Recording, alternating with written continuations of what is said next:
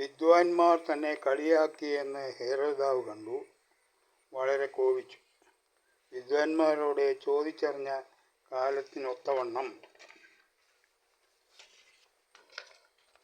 2 വയസ്സിന് താഴെയുള്ള ആൺകുട്ടികളെ ഒക്കെയും ബേത്ലഹേമിലും അതിൻ്റെ അതിരുകളിലും ആളയച്ച് കൊല്ലിച്ചു. റാമയിൽ ഒരു കരച്ചിൽ കേട്ടു, കരച്ചിലും വലിയ നിലവിളിയും തന്നെ. റാഹേൽ മക്കളെ ചൊല്ലി കരഞ്ഞു. അവർ ഇല്ലായ്കയാൽ ആശ്വാസം കൈക്കൊള്ളുവാൻ മനസ്സില്ലാതിരുന്നു എന്ന് യിരെമ്യാപ്രവാചകൻ മുഖാന്തരം അരുളിച്ചെയ്തത് അന്ന് നിവൃത്തിയായി. പരിച്ഛേദന കഴിക്കാനുള്ള 8 ദിവസം തികഞ്ഞപ്പോൾ അവൻ ഗർഭത്തിൽ ഉൽപ്പാദിക്കുകയും മുമ്പേ ദൂതൻ പറഞ്ഞതുപോലെ അവന് യേശു എന്ന് പേർ വിളിച്ചു. മോശയുടെ ന്യായപ്രമാണപ്രകാരം അവരുടെ ശുദ്ധീകരണകാലം തികഞ്ഞപ്പോൾ കടിഞ്ഞൂലായ ആണൊക്കെയും കർത്താവിന് ആയിരിക്കണമെന്ന് കർത്താവിൻ്റെ ന്യായപ്രമാണത്തിൽ എഴുതിയിരിക്കുന്നത് പോലെ അവനെ കർത്താവിന് അർപ്പിപ്പാനും ഒരു ഇണക്കുറുപ്രാവിനെയോ 2 പ്രാവിൻ കുഞ്ഞുങ്ങളെയോ കർത്താവിൻ്റെ ന്യായപ്രമാണത്തിൽ കൽപ്പിച്ചതുപോലെ യാഗം കഴിപ്പാനും അവർ അവനെ യെരുശലേമിലേക്ക് കൊണ്ടുപോയി. യെരുശലേമിൽ ശിമെയോൻ എന്നു പേരുള്ള ഒരു മനുഷ്യനുണ്ടായിരുന്നു. ഈ മനുഷ്യൻ നീതിമാനും ഇസ്രായേലിൻ്റെ ആശ്വാസത്തിനായി കാത്തിരിക്കുന്നവനുമായിരുന്നു. പരിശുദ്ധാത്മാവും അവൻ്റെ മേൽ ഉണ്ടായിരുന്നു. കർത്താവിൻ്റെ ക്രിസ്തുവിനെ കാണും മുമ്പേ മരണം കാണുകയില്ല എന്ന് പരിശുദ്ധാത്മാവിനാൽ അവന് അരുളപ്പാടുണ്ടായിരുന്നു. അവൻ ആത്മനിയോഗത്താൽ ദേവാലയത്തിൽ ചെന്ന് യേശു എന്ന പൈതലിനു വേണ്ടി ന്യായപ്രമാണത്തിൻ്റെ ചട്ടപ്രകാരം ചെയ്യുവാൻ അമ്മയപ്പന്മാർ അവനെ അകത്തു കൊണ്ടു ചെന്നപ്പോൾ അവൻ അവനെ കയ്യിൽ ഏന്തി ദൈവത്തെ പുകഴ്ത്തി. ഇപ്പോൾ നാഥാ, തിരുവചനം പോലെ നീ അടിയാനെ സമാധാനത്തോടെ വിട്ടയക്കുന്നു. ജാതികൾക്ക് വെളിപ്പെടുവാനുള്ള പ്രകാരവും നിന്റെ ജനമായ ഇസ്രായേലിൻ്റെ മഹത്വവുമായി നീ സകല ജാതികളുടെയും മുന്നിൽ ഒരുക്കിയിരിക്കുന്ന നിന്റെ രക്ഷയെ എൻ്റെ കണ്ണ് കണ്ടുവല്ലോ എന്ന് പറഞ്ഞു. ഇങ്ങനെ അവനെക്കുറിച്ച് പറഞ്ഞതിൽ അവൻ്റെ അപ്പനും അമ്മയും ആശ്ചര്യപ്പെട്ടു. പിന്നെ ശിമെയോൻ അവരെ അനുഗ്രഹിച്ച് അവൻ്റെ അമ്മയായ മറിയയോട്, അനേകം ഹൃദയങ്ങളിലെ വിചാരം വെളിപ്പെടേണ്ടതിന് ഇവനെ ഇസ്രായേലിൽ പലരുടെയും വീഴ്ചയ്ക്കും എഴുന്നേൽപ്പിനും മറുത്തു പറയുന്ന അടയാളത്തിനുമായി വച്ചിരിക്കുന്നു. നിന്റെ സ്വന്തം പ്രാണനിൽ കൂടിയും ഒരു വാൾ കടക്കും എന്ന് പറഞ്ഞു. ആശേർ ഗോത്രത്തിൽ ഫനുവേലിൻ്റെ മകളായ ഹന്ന എന്നൊരു പ്രവാചക ഉണ്ടായിരുന്നു.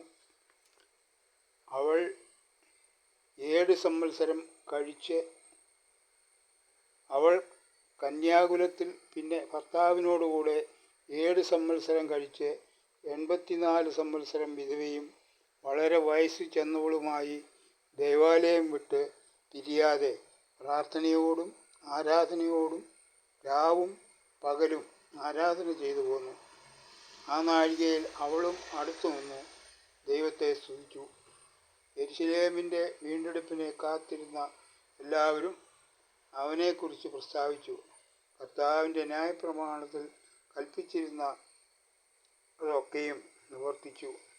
എന്നാൽ ഹെരോദാവ് കഴിഞ്ഞുപോയ ശേഷം കർത്താവിൻ്റെ ദൂതൻ മിസ്രയീമിൽ വെച്ച് യൗസേപ്പിന് സ്വപ്നത്തിൽ പ്രത്യക്ഷനായി.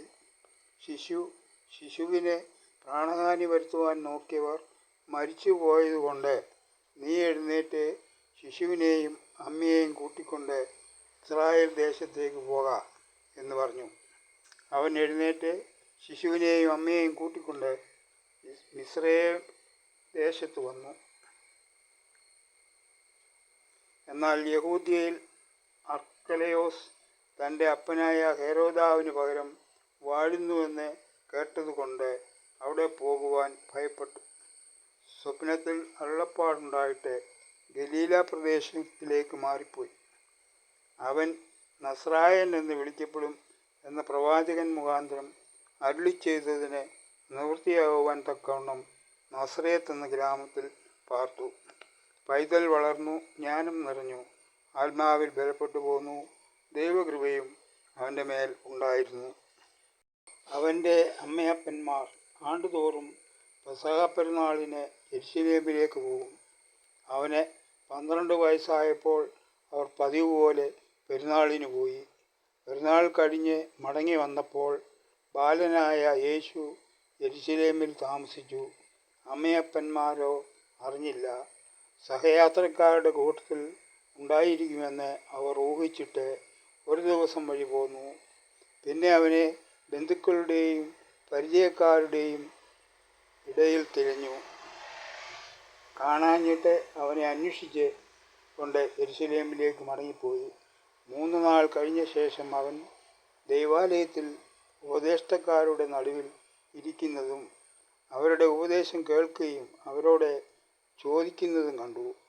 അവൻ്റെ വാക്ക് കേട്ടവർക്കെല്ലാം അവൻ്റെ വിവേകത്തിലും ഉത്തരങ്ങളിലും വിസ്മയം തോന്നി. അവനെ കണ്ടിട്ട് അവർ അതിശയിച്ചു. അമ്മ അവനോട്, മകനെ, ഞങ്ങളോട് ചെയ്തതെന്ത്? നിന്റെ അപ്പനും ഞാനും വ്യസനിച്ചുകൊണ്ട് നിന്നെ തിരഞ്ഞു എന്ന് പറഞ്ഞു. അവൻ അവരോട്, എന്നെ തിരയുന്നത് എന്തിന്? എൻ്റെ പിതാവിനുള്ളതിൽ ഞാൻ ഇരിക്കേണ്ടത് എന്ന് നിങ്ങൾ അറിയുന്നില്ലയോ എന്ന് പറഞ്ഞു. പിന്നെ അവൻ അവരോടുകൂടെ നസറേത്തിൽ അവർക്ക് കീഴടങ്ങിയിരുന്നു. ഈ കാര്യങ്ങളെല്ലാം അവൻ്റെ അമ്മ ഹൃദയത്തിൽ സംഗ്രഹിച്ചു. യേശുവോ ജ്ഞാനത്തിലും വളർച്ചയിലും ദൈവത്തിൻ്റെയും മനുഷ്യരുടെയും കൃപയിലും മുതിർന്നു വന്നു. തിബരിയാസ് കൈസരുടെ വാഴ്ചയുടെ 15-ാം നാളിൽ പൊന്തിയോസ് പീലാത്തോസ് യഹൂദ്യനാട് വാഴുമ്പോൾ ഹെരോദാവ് ഗലീലയിലും അവൻ്റെ സഹോദരനായ ഫിലിപ്പോസ് ഇതുര്യാത്രോവോനിത്തി ദേശങ്ങളിലും ലുസാന്യാസ് അബിലേനയിലും ഇടപ്രഭുവാക്കന്മാരും അന്നാവും കയ്യാഫാവും മഹാപുരോഹിതന്മാരെയും ഇരിക്കും കാലം സക്കരിയാവിൻ്റെ മകനായ യോഹന്നാനെ മരുഭൂമിയിൽ വച്ച് ദൈവത്തിൻ്റെ അരുളപ്പാടുണ്ടായി. അവൻ യോർദാൻ അരികെയുള്ള നാട്ടിലൊക്കെയും വന്നു പാപമോചനത്തിനായുള്ള മാനസാന്തരം സ്നാനം പ്രസംഗിച്ചു.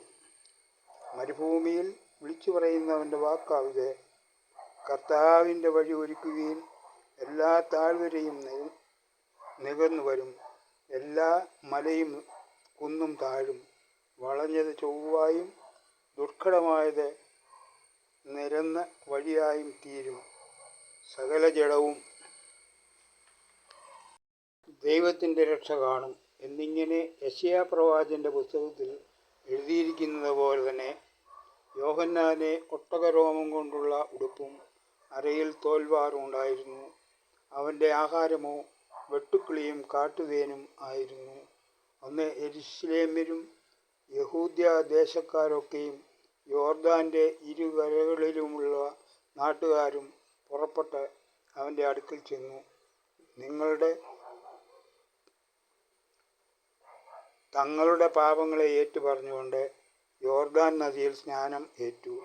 തൻ്റെ സ്നാനത്തിനായി പരീശരും സദൂക്യരിലും പലർ വരുന്നത് അവൻ അവരോട് പറഞ്ഞത്: സർപ്പസന്തതികളെ, വരുവാനുള്ള കോപത്തെ ഒഴിഞ്ഞ് ഓടിപ്പോകുവാൻ നിങ്ങൾക്ക് ഉപദേശിച്ചു തന്നത് ആര്? മാനസാന്തരത്തിന് യോഗ്യമായ ഫലം കായ്പീൻ. അബ്രഹാം ഞങ്ങൾക്ക് പിതാവായിട്ടുണ്ട് എന്ന് ഉള്ളം കൊണ്ട് പറവാൻ തുനിയരുത്. ഈ കല്ലുകളിൽ നിന്ന് അബ്രഹാമിൻ്റെ മക്കളെ ഉളവാക്കുവാൻ ദൈവത്തിന് കഴിയുമെന്ന് ഞാൻ നിങ്ങളോട് പറയുന്നു. ഇപ്പോൾ തന്നെ വൃക്ഷങ്ങളുടെ ചുവട്ടിൽ കോടാലി വച്ചിരിക്കുന്നു. നല്ല ഫലം കായ്ക്കാത്ത വൃക്ഷമെല്ലാം വെട്ടി തീയിൽ ഇട്ട് കളയുന്നു. ഞാൻ നിങ്ങളെ മാനസാന്തരത്തിനായി വെള്ളത്തിൽ സ്നാനം ഏൽപ്പിക്കുന്നതേ ഉള്ളൂ. എൻ്റെ പിന്നാലെ വരുന്നവനോ എന്നേക്കാൾ ബലവാനാകുന്നു. അവൻ്റെ ചെരുപ്പിൻ്റെ വാറഴിക്കാൻ ഞാൻ യോഗ്യനല്ല. അവൻ നിങ്ങളെ പരിശുദ്ധാത്മാവിലും തീയിലും സ്നാനം ഏൽപ്പിക്കും. വീശുമുറം അവൻ്റെ കയ്യിൽ ഉണ്ട്. അവൻ കളത്തെ മുറ്റും വെടിപ്പാക്കി ഗോതമ്പ് കളപ്പുരയിൽ കൂട്ടിവെക്കും. പതിർ കെടാത്ത തീയിലിട്ട് ചുട്ടുകളയുകയും ചെയ്യും. എന്നാൽ ഞങ്ങൾ എന്തു ചെയ്യണമെന്ന് പുരുഷാരം അവനോട് ചോദിച്ചു. അതിനെ അവൻ, 2 വസ്ത്രമുള്ളവൻ ഇല്ലാത്തവന് കൊടുക്കട്ടെ, ഭക്ഷണസാധനങ്ങൾ ഉള്ളവനും അങ്ങനെ തന്നെ ചെയ്യട്ടെ എന്ന് ഉത്തരം പറഞ്ഞു. ചുങ്കക്കാരും സ്നാനമേൽക്കാൻ വന്നു. ഗുരു,